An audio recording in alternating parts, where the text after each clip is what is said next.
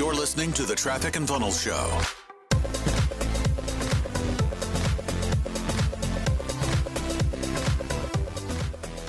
Hey folks, this is Alan, producer of the TNF Show. Today's episode of the podcast is a compilation episode where Taylor takes questions from Jeremy Miner of the Closers Are Losers podcast, covering a range of topics within the sales and entrepreneurial space. If you haven't done so yet, visit trafficandfunnels.com/subscribe to get a free gift from us and get access to special deals on our next level paid products. All right, here's Taylor and Jeremy. First question right off the press.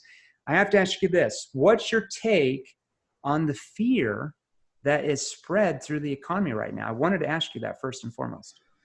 Yeah. Well, I think there's like the economic fear, then there's the health fear, and those two different things are, they're not the same. And I think it depends on the industry that you're selling in. But yeah, for us and our team, Traffic and Funnels actually has grown by about 30% in the last month. Sales Mentor has grown. WealthCap, the real estate, it's grown. And so you got to really look at, on one hand, fear really tends to limit. I don't know if you've seen these studies where fear actually brings in peripheral vision. Fear reduces the activity in the prefrontal cortex. Like fear does some damaging things to the human mind, human psyche, but fear can also improve your stamina. Yeah. Fear can improve your motivation.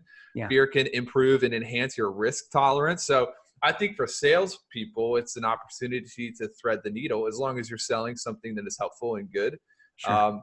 Because a lot of people right now, they're afraid that, the economy will not correct in a way that is conducive to their previous lifestyle. And if you're selling anything along the lines of helping people navigate that, you're going to experience increase, not decrease. And so fear is, I think it's partially a tool to be used ethically in the context of sales.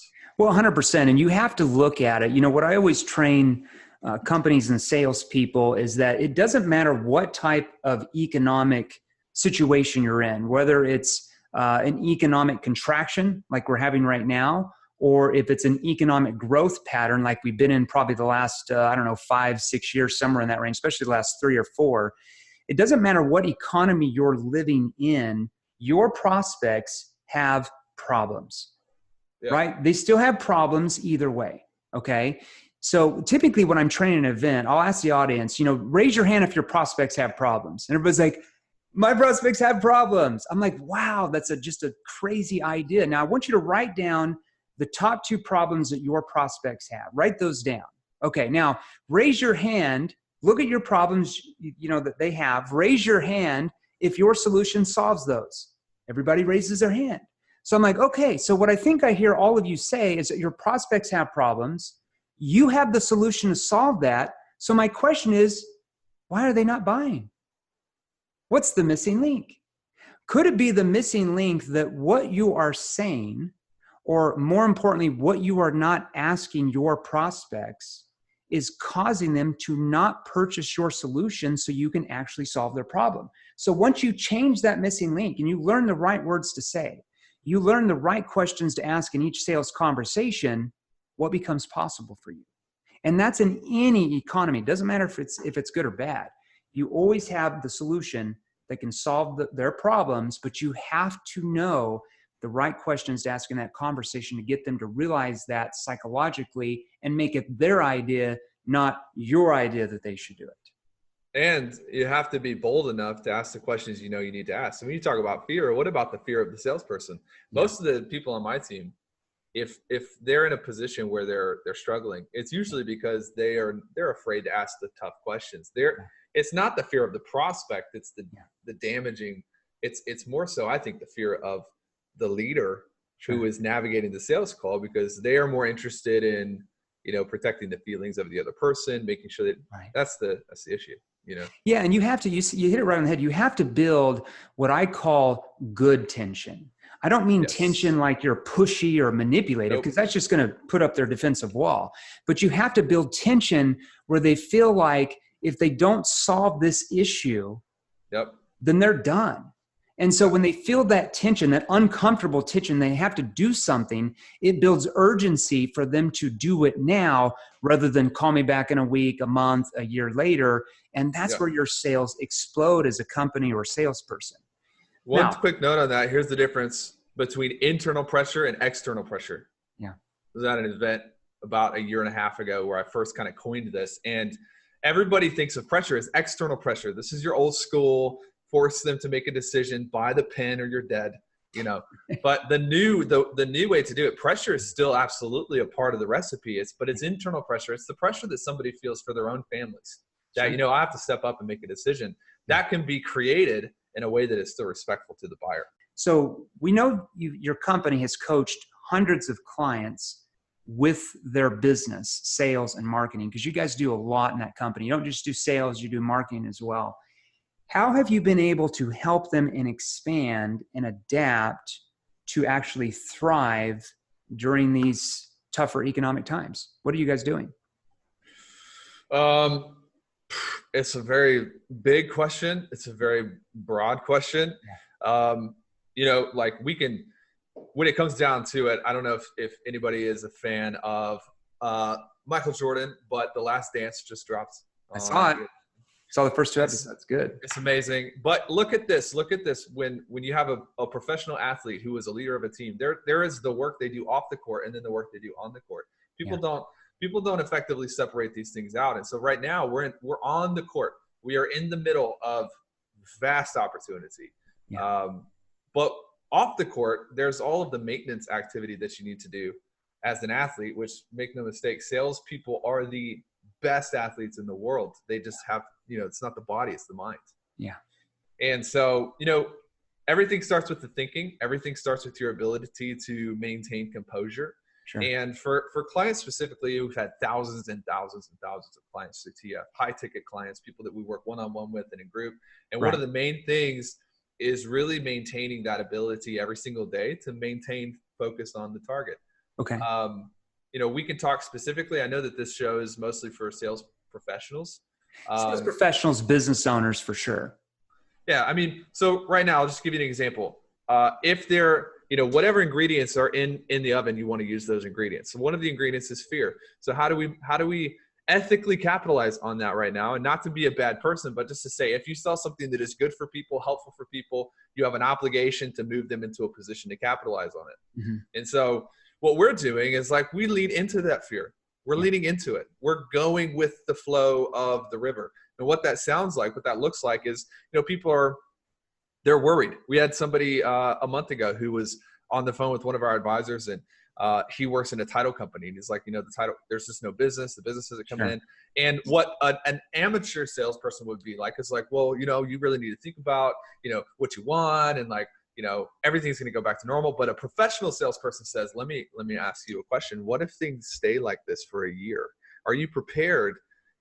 Are you adaptable enough? Are you agile enough? What if this doesn't change? This is the question you need to be asking, not when things are going to go back to normal. What if they don't go back to normal for 3 years? Yeah. Are you just going to accept bankruptcy? You're going to have to pivot, and better pivot now than later. So we're leaning into that. Mm-hmm. That thing is already there. That fear is already there, and we're capitalizing on it in an ethical way. What's the difference between selling in a great market that we've been in for probably the last 4 or 5 years, maybe 6 years, versus a bad market, which we're starting in that process now? What do you think the difference is that? I honestly think that it's easier to sell in a bad market than it is to sell in a good market. Tell us why. Well, to your point earlier, so we teach our business owner clients, your business problems are not created in a downturn. Mm-hmm. Your business problems were actually created in the expansion season, and they are being revealed to you now in the down season. It's the tide going out, and Warren Buffett's famous quote, you see who has no clothes on, when the tide goes out. And for us, think about if you were competing, if you're listening to this podcast, you're like, man, I'm doing everything that Jeremy tells me to do, and I'm training, and I'm out there working, and I'm hustling. You got to understand that you are competing with C players, D players, and there are times when those people are going to take your business simply because there's so much velocity in the market. Mm-hmm. Money spinning around, changing hands. But when the velocity slows down, the true A players, the competition thins, the herd thins. And so that's why TF is growing right now. It's why Sales Mentor is growing. We haven't gotten magically better at our craft in a month. No, it's just the C players, the idiots are gone. Yeah. They're moving out of the game. And less competition for you. Think about this, bro. Think about this. You go into a doctor's office. In a perfect world, that doctor doesn't, your arm's broken. Yeah. That doctor doesn't care for him whether you get it fixed or not. He's got no skin in the game. Yeah. He's just telling you what you need to do. And when it comes to being a masterful closer, I think you've got to be the same way, where it's like you make sure that you don't necessarily have something personally to gain from the conversation. You don't have necessarily skin in the game where you're like unduly trying to push someone to do something that they don't want to do. But the beauty of this analogy is that right now, everyone's arm is broken. Mm-hmm.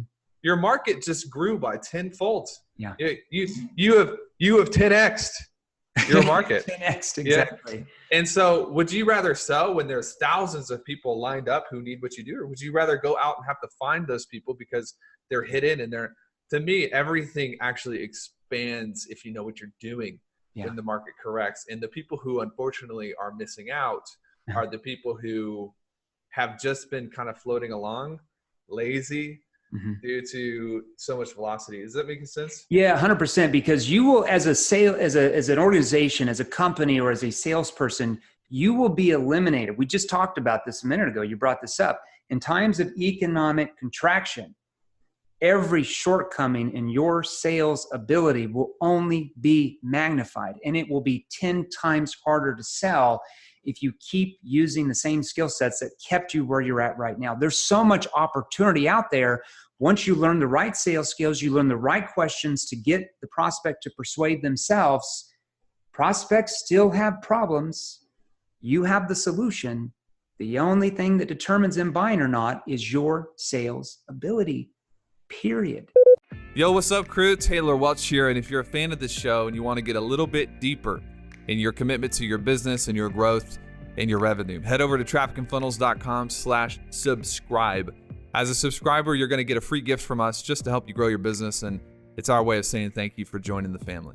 Our exclusive offers and deals usually show up to this subscriber community as well, so you'll get first dibs access on anything new, anything exciting, and most of the time that means profitability for you. Visit trafficandfunnels.com/subscribe. I'll see you on the inside, my friends.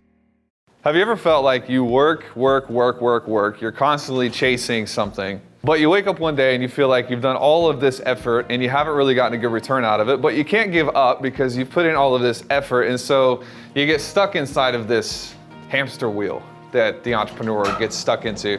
One of the things that I learned pretty early on was that you can run really, really fast. You can be a really hard worker. You can be not lazy, not cheap, but you can be running in the wrong direction, and where's it gonna take you? Not only do you have to have the mentorship, but you have to know what not to do. We have this cool training that is actually going to teach you the things that you should avoid in your business and how to replace them with the things that actually will work to get you more clients, better clients, happier clients, more money. A lot of times people think business is about service, but no, business is about generating profit. If you can create service but you can't generate profit, you go bankrupt. But how do you do both at the same time? How do I say, I love who I'm serving, the clients that I have are getting great results, and I'm making a lot of money doing it? I'll teach you all of those things in this training. It's free, and maybe one day you'll be able to have a team of your own and an office of your own, and maybe even have some nice cars. We'll see. Visit trafficandfunnels.com/holy grail. That's trafficandfunnels.com/holy grail. What do you think is the single biggest financial mistake you see sales professionals make? I wanted to get your thoughts on that.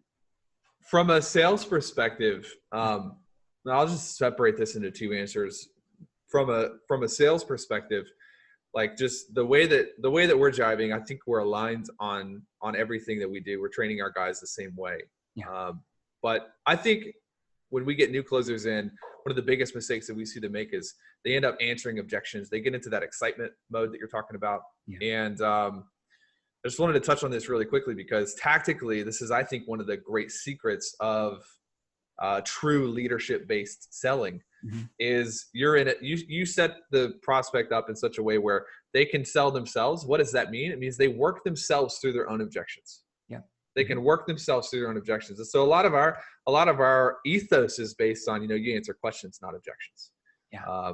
And so tactically, that's a massive mistake that people make when it does get low like this, when velocity does decrease, because the objection count is going to increase, and you have to have the wherewithal to withstand that and barrel through. What do you think the difference is between selling maybe 10, 20 years ago to those type of buyers compared to selling today to today's more information age buyer? It's a great question. I got lucky in that I actually started in copy. My first line of study was copywriting. The greatest salespeople in the history of the world were old school copywriters. The reason I say that is not because their stuff translates perfectly to today, because it doesn't. But I say that because imagine having to sell the way we do on a phone on a piece of paper. Yeah. And I think you take Eugene Schwartz, you take some of these old guys, you bring them into the modern world, and they would adapt instantly and clean up. They would crush because they understood psychology so well.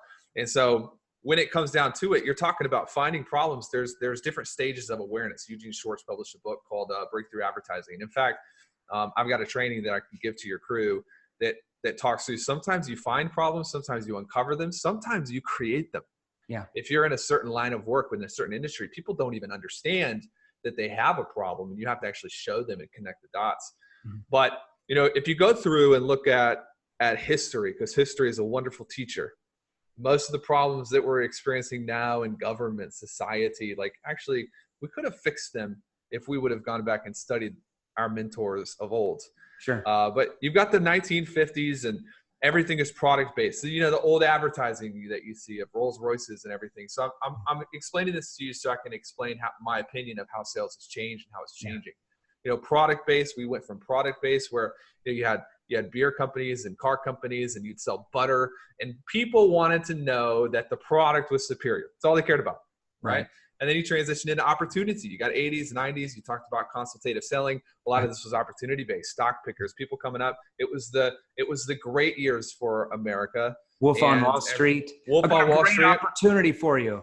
Bingo. That's where they all got big. And you got the 2000. The big consultancies got bigger and bigger and bigger. And I feel like this was where everything became problem based. And if you can describe the problem to the prospect, they're likely going to trust you enough to buy from you. It's even goes back to old John Caples. He who can, describe the problem the best wins. And now, if you sell on products, if you sell on opportunity, or you sell based on problems, there's that 1% of people who are going to buy regardless. And so it's creating these false flags, these false signals. Yeah. But the true definition, from my opinion right now, is people now want leaders that can help them navigate forward. And they want trusted authorities, right? That's what we call authorities. Trusted authorities. Trusted authorities. So, I created this idea of 3 rules of selling. 3 rules of selling. And rule number 1 is your job as a sales professional is to help the prospect do what is best for them. Sure. That's it. Like, you disconnect from the sale. You can disconnect from the outcome. I'm getting on a call with you. My only goal in this call is to help you make the right decision. Yeah. Rule number 2 is that what is best for you, Jeremy, is likely outside of your comfort zone. Because if it was in your comfort zone, you probably would have already done it. Yeah. All right. And then rule number 3 is, you're going to fight to stay inside of your comfort zone. Here's the dichotomy. For someone to get what they've always wanted, they're going to have to do what they never wanted to do. Sure. Because if you don't, you could become comfortable with being uncomfortable. Yep. That's it. So today, that's where we are. That's how it's changed. It's like people logically say they want the best product, but they don't actually care about that. It's not actually their main motivation. Like you said earlier, people buy on emotion. They justify with logic. And so the job of the modern day professional salesperson or influencer or whatever it is, if you have to get people to think a certain way, is really based on helping the person get outside of their comfort zone by connecting that scary, adventurous step to what they ultimately want. And that's the pressure. That's the tension. What do you think the role of trust is in the sales process? I wanted to ask you that as well. We've kind of talked about it, but what are your thoughts? I think a lot of people overvalue it, and it is likely not as important as what people think. There's that whole old school marketing thing where it's like people buy from people they know, like, and trust? No, they don't. They don't, because you actually don't know half of the people you buy from, really, you know. I think it rises and falls based in proportion to the risk or the pain, you know, like I have a baby girl. Her name is Kate. She just turned 1 year old a week and a half ago. So life is great. If she's 100% going to pass away, and there's this new experimental thing, and it's a 20% chance she's going to make it, do I need to trust?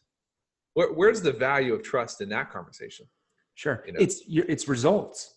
Yeah, it's results. The doctor gets results. It's the inevitability, and this is an amazing question that I think you touched on earlier. There's always two sides to risk. The first side of the coin is what happens if I do this and it doesn't work, and that's what everybody's obsessed with. What happens if I try this and it doesn't work? What happens if I take this program and it doesn't do what I want? But the flip side is what happens if I do nothing and nothing changes? What's the consequences of that? What's the consequence? Ramifications? And when people can realize the inevitability of their situation, if they do nothing, trust all of a sudden doesn't really matter as much. You know, I want to trust you because, you know, Jeremy, you seem like a good guy and everything, but I want to make sure you don't steal everything from me. But that's not a ton of trust. That's a little bit of trust. And the biggest motivator for me is, you know, I've realized that it is inevitable that anything is going to change unless I change myself. I think that's a far greater player in the game than trust is. Okay, so I wanted to ask you, why do you think most sales are lost by the salesperson? We have already touched about this, but I want to go into a little bit more deeper. Why do you think most sales are actually not because of the prospect, but because of the salesperson? I mean, either the salesperson's dumb and thinks everything's a numbers game. That could be it. Yeah, well, I think like they think it's a numbers game though. Well, but because part of it is, I think part of it is real. I mean, think about this. You're on the plate. You're wanting to hit a home run, and you have no pitches, but you're the greatest batter in the world. Nobody knows who you are. Right. Nobody cares. You have no pitches. You have no opportunity. But then people just overemphasize it because they're lazy. You know, they don't want to. There are certain people in the industry today who don't really want to admit that they need to update their processes. And so they blame everything on the numbers. You know, if you have a shitty process and you have 100,000 calls, you're probably still going to make some money. Sure. And so people are trained by that, and, you know, they maybe slip into that from a justification. Yeah, that's what they're told. I don't know. That's what they're told by the old sales gurus. That's what they're told, right? Yeah. I would say more than anything, from my experience, and I think your experience is superior to mine and the people that you've trained. So I'm interested in your answer as well. But from my experience, it is more than anything an identity issue and a confidence and certainty, all that flow out of your identity. And I think people have to take this seriously, because when you are in a conversation, you're seeing a mirror of yourself. It's fascinating to me how many sales my team has lost, not because of the prospect's objections, but because the salesperson's objections that are just projected and mirrored back. You don't think that this is really a good move. You don't have the certainty. You don't have the faith. You don't have the confidence. And I'll never forget Eli made me study this. He made me in 2019, he made me start studying energy, levels of energy, power versus force, all these things. Yeah. And I was blown away by how belief is a currency that's actually transferred to the other person. And so that would be what I would say is most of it is internal unhealth that's projected out on other people. I agree. Yeah, 100%. It's all about your certainty. I like that word certainty. It's not something I've used, but I'm 100% on board with that. It's about I would say like collective confidence, right? You have this collective confidence about you. It's not overconfident where you're overbearing and posturing in them and manipulating them, but it's this collective calm confidence that what you have can solve that person's issues. And if they don't go with you, that problem is still the same, and nothing will ever change for them.